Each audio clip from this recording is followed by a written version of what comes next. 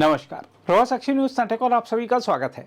प्रधानमंत्री नरेंद्र मोदी ने एक बार फिर यह साबित किया है कि उनकी राजनीति का केंद्र बिंदु केवल सत्ता नहीं बल्कि नागरिकों की समृद्धि और सुविधा है। अक्सर सरकारें छोटे छोटे उपायों से जनता को खुश करने की कोशिश करती हैं, लेकिन मोदी का दृष्टिकोण अलग है। वह नागरिकों को वास्तविक राहत देने वाले बड़े कदम उठाना पसंद करते हैं। इसी साल के आम बजट में आयकर में 12 लाख रुपए तक की आय को कर से दी गई ऐतिहासिक छूट ने हर वर्ग के करदाताओं को अप्रत्याशित राहत दी थी। उस समय भी यह माना गया था कि सरकार ने जनता को अपनी प्राथमिकता में सबसे ऊपर रखा है। और अब जीएसटी दरों में व्यापक संशोधन करके देशवासियों को दिवाली से एक महीने पहले ही ऐसा बम्पर गिफ्ट दिया गया है जिसकी कल्पना भी मुश्किल थी। दैनिक आवश्यक वस्तुओं से लेकर स्वास्थ्य, शिक्षा और उद्योगों तक पर इसका सकारात्मक असर पड़ेगा। उपभोक्ताओं को सीधे राहत, उद्योगों को प्रोत्साहन और बाजार को गति मिलना इस निर्णय की तीन बड़ी उपलब्धियां हैं। यह कारण है कि उपभोक्ताओं में हर्ष है, उद्योग जगत ने स्वागत किया है और शेयर बाजार में उछाल देखा जा रहा है। यह सब केवल आर्थिक निर्णय नहीं है बल्कि नागरिकों के प्रति प्रधानमंत्री मोदी की चिंता और उनकी समृद्धि के प्रति प्रतिबद्धता का प्रतीक है। मोदी का यह प्रयास दर्शाता है कि वह अवसरों को केवल राजनीतिक लाभ के लिए नहीं बल्कि जनता को ठोस राहत पहुंचाने के लिए साधन बनाते हैं।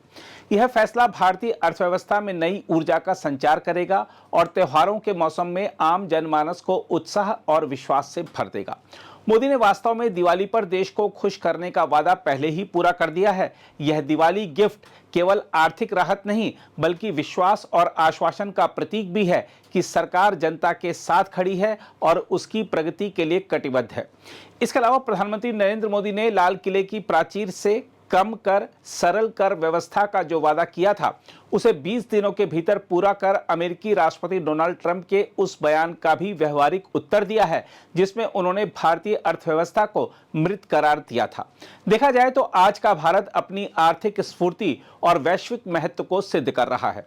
जीएसटी परिषद की 56वीं बैठक में लिए गए निर्णयों को देखें तो साफ प्रतीत होता है कि कर प्रणाली में सुधार केवल आंकड़ों का खेल नहीं है बल्कि यह सीधे सीधे आम नागरिक की जिंदगी से जुड़ा हुआ प्रश्न है। 22 सितंबर से लागू होने वाले बदलावों ने जहां एक और रोजमर्रा की जरूरी वस्तुओं को सस्ता कर घर घर को राहत दी है, वहीं दूसरी ओर कुछ क्षेत्रों पर कर का बोझ और भारी कर दिया गया है। हम आपको बता दें कि सबसे बड़ी राहत खाद्य पदार्थों और घरेलू उपयोग की वस्तुओं में आई है। दूध, घी, पनीर, बिस्कुट, चॉकलेट, सूखे मेवे, नमकीन, इन सब पर कर घटने से उपभोक्ताओं को प्रत्यक्ष लाभ मिलेगा।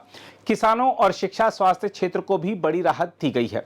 यह कदम न सिर्फ उपभोक्ताओं को राहत देता है बल्कि छोटे व्यवसायों और मझोले उद्योगों की सांस भी आसान करता है। ऑटोमोबाइल, नवीकरणीय ऊर्जा और निर्माण क्षेत्र को भी कर छूट देना इस बात का संकेत है कि सरकार रोजगार और औद्योगिक विकास को गति देना चाहती है। इससे उत्पादन और खपत दोनों को बढ़ावा मिलेगा। लेकिन तस्वीर का दूसरा पहलू भी है। कोयले पर कर बढ़ाकर 18% करना ऊर्जा निर्भर उद्योगों पर बोझ डालेगा। सिन गुड्स पर 40% का नया स्लैब निश्चित ही स्वास्थ्य नीति की दृष्टि से उचित है, परंतु इससे कर चोरी और तस्करी जैसी प्रवृत्तियों को रोकने की चुनौती भी बढ़ेगी। लग्जरी कारों और प्रीमियम वस्तुओं पर ऊंचा कर बनाए रखना एक प्रकार से आय असमानता को संतुलित करने की कोशिश है, परंतु आम उपभोक्ता बिजली और ईंधन की बढ़ती कीमतों के असर को झेलेगा। सरकार के इस फैसले से क्या सस्ता होगा और क्या महंगा, यदि इस पर नजर डालें तो सबसे पहले उन उत्पादों की चर्चा करते हैं जिनके दाम घटने वाले हैं।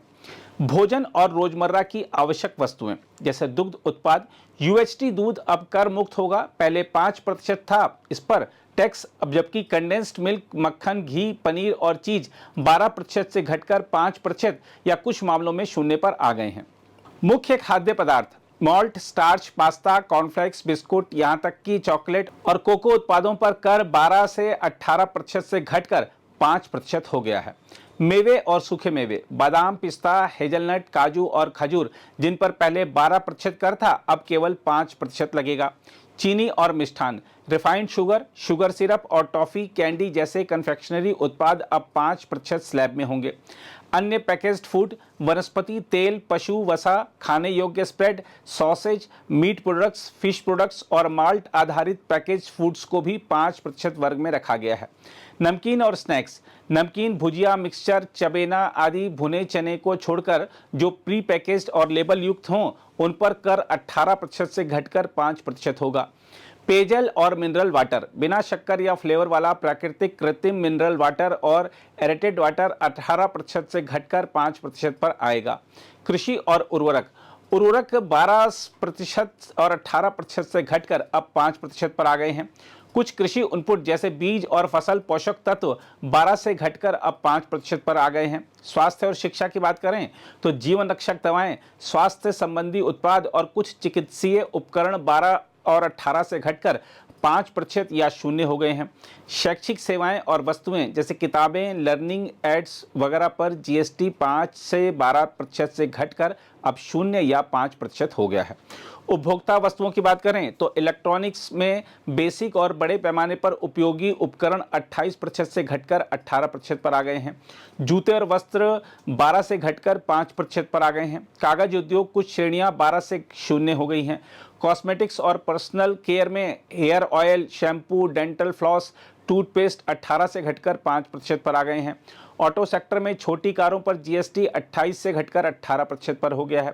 350 सीसी तक की मोटरसाइकिलों पर जीएसटी 28 से घटकर 18% पर हो गया है।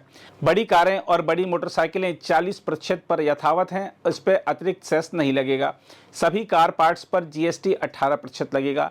ईवी पर जीएसटी 5% यथावत है। अन्य क्षेत्रों की बात करें तो नवीकरणीय ऊर्जा उपकरण 12 से घटकर 5% पर आ गए हैं। निर्माण सामग्री प्रमुख कच्चे माल पर 12 से घटकर 5% हो गई है। खेल सामान और खिलौने 12 से घटकर 5% पर हो गए हैं। चमड़ा, लकड़ी और हस्तशिल्प 5% स्लैब में है। कुल मिलाकर किराना, उर्वरक, पेय, वस्त्र, नवीकरणीय ऊर्जा जैसे अनेक क्षेत्रों में व्यापक राहत मिलेगी। इससे आम घरों, छोटे व्यवसायों और मध्यम वर्ग को लाभ होगा। क्या होगा महंगा? अगर इसकी बात करें तो नशीले और हानिकारक उत्पाद, पान मसाला, गुटखा, सिगरेट, चबाने वाला तंबाकू, जर्दा, कच्चा तंबाकू और बीड़ी मौजूदा ऊंचे जीएसटी दरों और क्षतिपूर्ति सेस के अंतर्गत ही रहेंगे। अब इनका मूल्यांकन लेन देन मूल्य की जगह रिटेल सेल प्राइस यानी आरएसपी पर होगा। सभी ऐसे उत्पाद जिसमें एरेटेड वाटर भी शामिल, जिनमें शक्कर, स्वीटनर या फ्लेवर मिला हो, 28 से बढ़कर 40% पर हो गए हैं। विलासिता और प्रीमियम वस्तुएं 40% का नया स्लैब नशीले और लग्जरी उत्पादों के लिए लागू रहेगा। इससे सिगरेट, प्रीमियम शराब और हाई एंड कारों को कर राहत नहीं मिलेगी। आयातित बख्तरबंद लग्जरी सेडान केवल विशेष परिस्थितियों जैसे राष्ट्रपति सचिवालय द्वारा आयात में तभी छूट दी जाएंगी। ऊर्जा और ईंधन, कोयला पहले 5% पर था, अब 18% पर आ गया। इससे कोयला आधारित उद्योगों की लागत बढ़ेगी। सेवाओं की बात करें तो निर्धारित परिसरों के भीतर चलने वाले रेस्टोरेंट अब 18% जीएसटी के साथ इनपुट टैक्स क्रेडिट का दावा नहीं कर पाएंगे। कुछ लॉटरी और बिचौलिया सेवाओं के मूल्यांकन नियम फिर से परिभाषित किए गए हैं, जिससे कर का बोझ जस का तस या और बढ़ा रहेगा। बहरहाल यह कहना उचित होगा कि नई दरें आम घरों और छोटे कारोबारों के लिए राहत का संदेश लेकर आई हैं, पर साथ ही ऊर्जा और ईंधन पर बढ़े कर यह याद दिलाते हैं कि कर सुधार का रास्ता अभी लंबा है। जीएसटी परिषद को अब यह सुनिश्चित करना होगा कि यह बदलाव केवल तात्कालिक राहत न होकर एक स्थायी और संतुलित कर व्यवस्था की दिशा में कदम साबित हो। वैसे यह तो स्पष्ट है कि यह कदम न केवल घरेलू खपत को बढ़ावा देगा, बल्कि निवेशकों के भरोसे को भी मजबूत करेगा। उपभोक्ता संतुष्टि, उद्योग जगत की सकारात्मक प्रतिक्रिया और शेयर बाजार की रौनक मिलकर यही संकेत देती हैं कि भारतीय अर्थव्यवस्था आने वाले समय में और तेज गति से आगे बढ़ने को तैयार है। अगर आप भी लेना चाहते हैं देश दुनिया की तमाम जानकारी तो आज ही सब्सक्राइब करें हमारे चैनल को। साथ ही नीचे दिए बेल आइकन को जरूर दबाएं ताकि हर अपडेट आप तक पहुंच सके।